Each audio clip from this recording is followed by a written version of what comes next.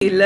மூன்று முக்கிய மதங்களை இணைத்து ஒரே மதமாக உருவாக்கும் பெருமுயற்சி நடந்து வருகிறது என அகில இந்திய இமாம் அமைப்பின் தலைவர் உமர் அகமது இலியாசி கூறியுள்ளார். உலகில் வாழும் முஸ்லிம்கள், யூதர்கள், கிறிஸ்தவர்கள் ஆகியோரை கொண்ட ஒரு புதிய மதம் உருவாக்கப்படும். இதற்கான முயற்சிகள் துவங்கிவிட்டன. மூன்று மதங்களுக்கும் ஒரே ஆதாரம், ஒரே மூலம்தான். இறைவன் ஒருவனே என்பது முக்கிய கொள்கை.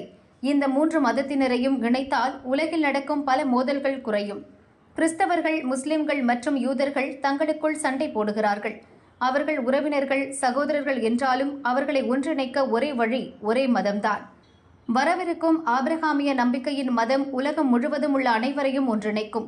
மூன்று மதங்களையும் இணைக்கும் குரல் ஒலிக்க துவங்கிவிட்டது. இந்த புதிய மதத்திற்கு நம்பிக்கை என்ற பெயர் வைக்கப்படும். இதற்கென ஐக்கிய அரபு எமிரேட்ஸின் அபுதாபியில் ஒரு ஆபிரகாம் நம்பிக்கை மையம் கட்டப்பட்டுள்ளது.